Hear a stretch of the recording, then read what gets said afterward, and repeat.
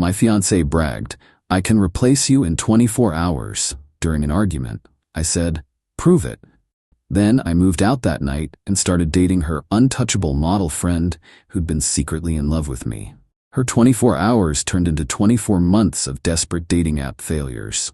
I, 29 male, was washing dishes last Wednesday when my fiancée Qley, 27, decided to drop the most arrogant statement I'd ever heard in our 3-year relationship. We were arguing about her spending $1,200 on a designer bag when we were supposed to be saving for the wedding.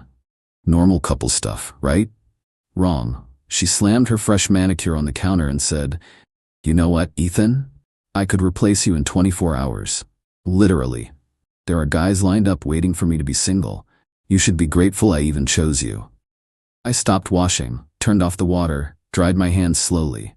"Prove it," I said. She laughed. That specific mean girl laugh she did when she thought she'd won. "What? You said 24 hours. Prove it. We're done. Clock starts now." I checked my phone.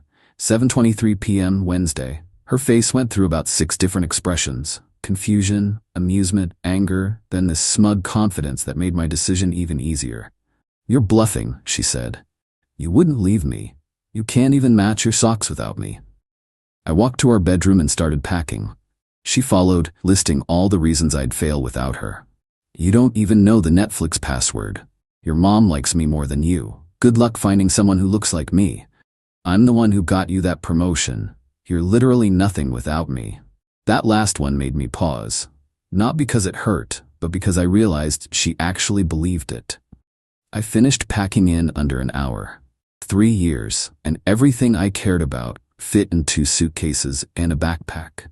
While Qley ranted, I texted my buddy Jerome asking if I could crash at his place. But here's where it gets interesting. As I was leaving, my phone buzzed. It was Adrienne, Qley's best friend. The one Qley always called her untouchable model friend because she was too pretty for regular guys and only dates millionaires and athletes. "Adrienne, heard you're single now. Qley's already posting about it. You okay?" "Yeah, heading to Jerome's. She gave me 24 hours to be replaced, so..." "Adrienne, come to mine instead. We need to talk." Now, Adrienne and I had always been cool. She was actually the one who introduced us 3 years ago at her birthday party. But Qley had made it very clear that Adrienne was off limits to even be friends with. Red flag I ignored, obviously. I showed up at Adrienne's apartment at 9 p.m. She opened the door in sweats and a messy bun, looking nothing like the Instagram model Qley always showed off. "Before you say anything," she started, "I need to tell you something I should have said 2 years ago." She pulled out her phone and showed me a text thread with Qley from 2022. My stomach dropped. "Qley, Ethan's getting too comfortable, thinking about monkey branching to that lawyer guy from my Pilates class." "Adrienne, that's messed up. Ethan's a good guy." "Qley, good doesn't pay for Mykonos trips, babes, but he's stable enough until I find better. Plus his credit score is perfect. Already added myself to his Amex as authorized user, lol." There were dozens more, plans to upgrade me, jokes about my salary, screenshots of her Hinge profile that she'd kept active but hidden, messages about some dude named Tanner she was keeping warm as backup. "Why didn't you tell me?" I asked. Adrienne looked genuinely pained. "I tried. Remember that dinner where I kept saying you deserved someone who appreciated you? Qley threatened to tell everyone I used to escort in college if I said anything explicit. It's not true. But she had fake evidence she'd created. Then she said something that changed everything. "I've been in love with you since that birthday party. But I introduced you to her instead because I thought she'd be better for you." God, I'm an idiot. Update 1, boys. The 24-hour deadline passed, and oh boy. First, let me address what happened with Adrienne. We didn't immediately jump into anything. She let me crash in her guest room. We talked until 4 a.m. about everything. She showed me 3 years of her private journal entries, with her permission, about watching me be with Qley. It was heartbreaking and beautiful at the same time. But the real entertainment was Qley's replacement speedrun. Hour 1 to 3, she posted a thirst trap on Instagram, single and ready to mingle, taking applications. Got 200 plus likes and about 50 DMs from dudes. Hour 4 to 6, posted on her story at 3 different bars. Where are all the real men at? The videos got progressively sloppier. Hour 7:12 matched with 30+ guys on dating apps. Posted screenshots bragging about her options. Adrienne was screenshotting everything and sending them to me. We weren't laughing though, it was actually sad. Hour 13 to 16 brought some guy named Kyle home. He looked like he sold protein powder out of his truck. Posted a story of his back with "upgrade already." Hour 17 to 20, Kyle left. Qley posted and deleted a crying selfie. Then posted "know your worth, ladies." Hour 21 to 24, full panic mode. Started texting me from 3 different numbers. I kept blocking them. The messages went from "I win, I replaced you" to "can we talk" to "this isn't what I meant." The 24 hours ended at 7:23 p.m. Thursday. At 7:24 p.m., Adrienne posted a photo of us having dinner. Nothing romantic, just 2 friends eating sushi. Caption, "good company." My phone exploded. Qley called Adrienne immediately, screaming. Adrienne put it on speaker. "You backstabbing whore, he's mine." "You literally dumped him, Kels. Also, we're just having dinner." "I didn't dump him, it was a fight, and you know the girl code." Girl code doesn't apply when you treat people like disposable objects. Qley hung up and immediately started a smear campaign. Posted that Adrienne had been stalking me and sabotaging our relationship, tagged all their mutual friends, made a whole Instagram highlight called "Betrayal." Then came the text to me. "Your little rebound won't last. Adrienne only wants you to get back at me. She's been with half the city. I was testing you and you failed. My mom already bought her mother of the groom dress. You have 48 hours to apologize or I'm keeping the ring." About that ring, I'd bought it but hadn't proposed yet. It was in my apartment. We didn't live together yet. Thank God. But the best part was her mom, Diane, calling me. "Ethan, sweetheart, what's this about you abandoning my daughter?" She said she could replace me in 24 hours, Diane. I took her at her word. That's just how she expresses anxiety. You know she didn't mean it. She posted herself with another man's back on Instagram. She's grieving. Take her back. No. You'll never find another girl like her. That's literally the point. She hung up on me. Update 2. Qley went nuclear. First, she tried to get me fired. Called my company claiming I'd been stealing company time for dates and harassing female employees. Problem? I work from home and my boss is my cousin Rick, who's known me since I was 5. Rick called me laughing so hard he couldn't breathe. "Bro," she said, "you were, hold on, creating a hostile work environment with your toxic masculinity. You haven't even been to the office in 6 months." Then she tried the sympathy route, posted that she was healing from narcissistic abuse, and started a whole series about recognizing emotional manipulation. Her friend Brittany even started a podcast episode about it. They didn't use my name, but said certain people show their true colors when rejected. Meanwhile, Adrienne and I were actually falling for each other. Not the rebound nonsense Qley claimed. Real, actual feelings. We'd go on walks, she'd teach me about her photography work, I'd cook for her. Turns out I'm pretty good when someone's not criticizing every move, but we kept it completely platonic for those 2 weeks. Just friends. Until the night Qley showed up at Adrienne's building. It was 11 p.m. Security called up saying there was a distressed woman claiming her stolen property was in Adrienne's apartment. We looked at the camera. Qley, mascara running, holding a box. Adrienne told security not to let her up, but Qley started screaming in the lobby about how we were holding her grandmother's ashes hostage. Her grandmother is very much alive in Florida. Security asked her to leave. She refused. They called the cops. While waiting for police, she went on Instagram Live in the lobby. "I'm here trying to get my belongings from my best friend who stole my fiancé and they're calling the cops on me." About 200 people were watching, including her and her mom, who kept commenting, "Stay strong, baby." The cops arrived, asked her what belongings were being kept from her. She said, her emotional support, hair straightener, a hoodie that was basically hers, 3 years of memories, her future. The officer looked exhausted. "Ma'am, do you have any actual property in that apartment?" "My fiancé, is he being held against his will?" "He's being manipulated." They made her leave. She tried to refuse. They warned her about trespassing. She called them fascists. They escorted her out. The Instagram Live was still going. Everyone saw her get put in the back of the cop car. not arrested, just removed from property. She was scream-crying about injustice and homewreckers. The best comment was from someone named Tyler. "Didn't you say you could replace him in 24 hours? It's been 2 weeks, sis." She blocked him on live. While in the cop car. Update 3. So Kelsey found out about the ring. My ex-roommate Brad, we'd lived together before I got my own place, ran into her at a coffee shop. She did her whole victim performance, and Brad, sweet idiot that he is, mentioned I'd been planning to propose before the breakup. She lost her mind. Started telling everyone I'd stolen her engagement and owed her a wedding. Posted a GoFundMe. Wait, no. She posted on her story, asking for donations to heal from stolen dreams. Her Venmo and Cash App handles. People actually sent money, like $300. Her friend group started planning a revenge wedding where she'd marry herself to reclaim her power. I'm not joking. There were invitations, a registry, everything. But then karma came in like a wrecking ball. Remember Kyle? The protein powder guy from her 24-hour replacement attempt? Turns out he was married. His wife Jessica found the Instagram posts. Jessica was creative. She didn't just confront Kelsey. She signed her up for every MLM presentation in a 50-mile radius.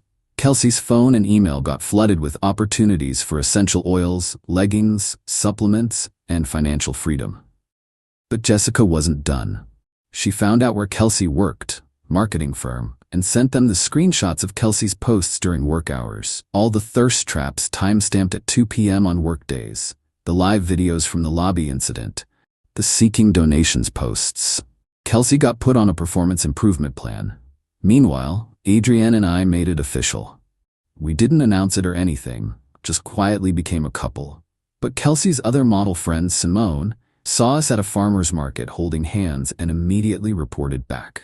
Kelsey's response was to create a 42-slide PowerPoint about why Adrienne was a toxic friend and send it to their entire friend group. It included screenshots from 2019, 5 years ago, where Adrienne said Kelsey's haircut wasn't flattering. A chart of every time Adrienne betrayed her, included things like, "Didn't heart my Instagram post fast enough." A timeline suggesting Adrienne had been planning to steal me since day one. Badly photoshopped evidence of Adrienne with random men. A slide titled, "Why I'm Actually the Victim Here," with 15 bullet points. Most people laughed, but her mom Diane shared it on Facebook with "The Truth About Fake Friends." The PowerPoint backfired when someone noticed she'd admitted to lying about several things, including claiming she made more money than she did, saying I was bad in bed to make her side pieces feel special, lying about having a trust fund, creating a fake recommendation letter for her job. Her company saw the PowerPoint. The performance improvement plan became a termination notice. Update 4. 6 months later. I need y'all to understand the level of delusion we're dealing with.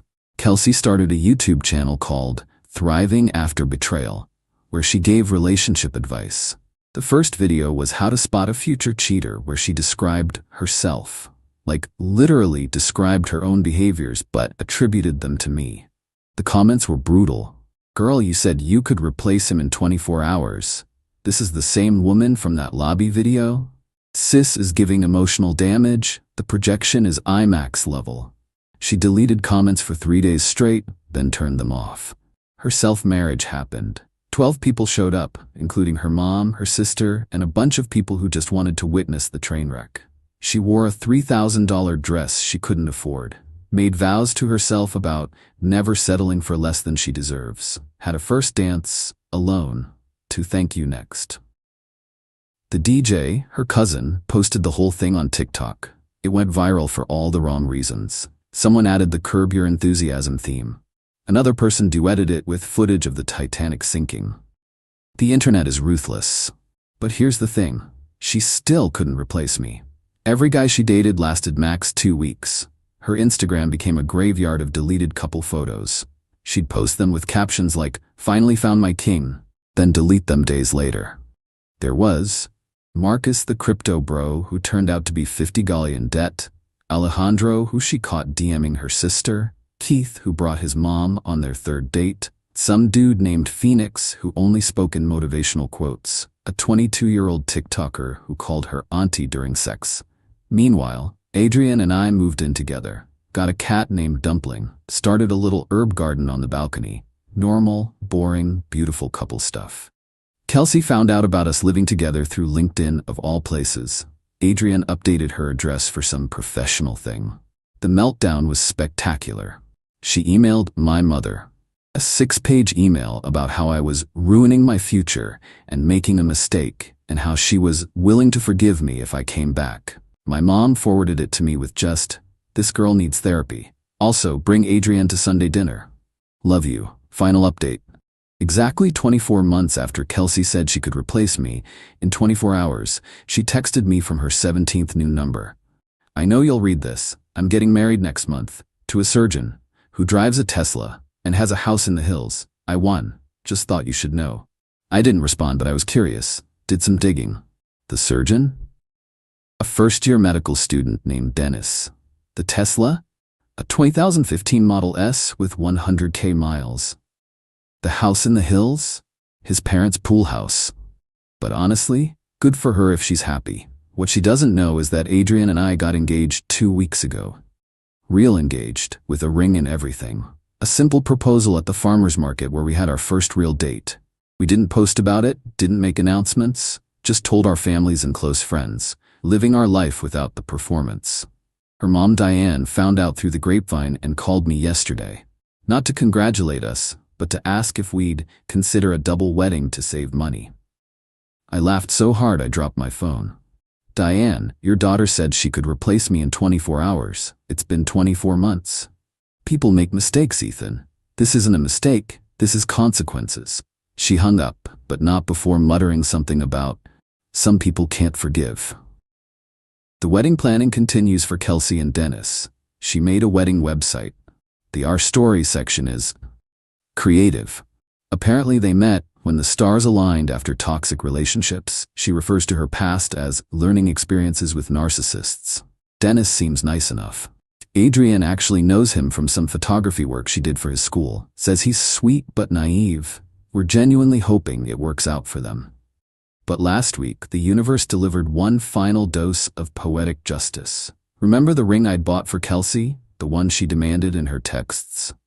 I'd returned it months ago, taken the loss, moved on, used some of that money to buy Adrian's ring. Smaller, simpler, but actually meaningful. Well, Qley's sister Emma reached out to Adrian. Turns out Qley had been telling Dennis that I'd stolen a family heirloom ring from her, that her grandmother's 3-carat diamond was sitting in my apartment. Dennis, being a good guy, offered to buy her a replacement that would be even better. Emma knew this was bullshit. Their grandmother is alive and wears her rings daily, but kept quiet until she saw what Dennis bought. A 0.5-carat ring that he went into debt for because Qley insisted she needed at least 2 carats to heal from the trauma. Emma sent Adrian screenshots of Qley crying to their mom about the tiny ring and how she deserved better after everything she'd been through. Dennis found out about the lies last Tuesday. The wedding is off. Qley is back on dating apps with a bio that says no time for games, previous engagement stolen by a bitter ex and his homewrecker girlfriend, looking for a real man who can handle a real woman. It's been 24 months. She still hasn't replaced me. Not because I'm irreplaceable, but because she never saw me as a person to begin with. Just a role to be filled, a checkbox on her life plan. Adrian and I are getting married next spring.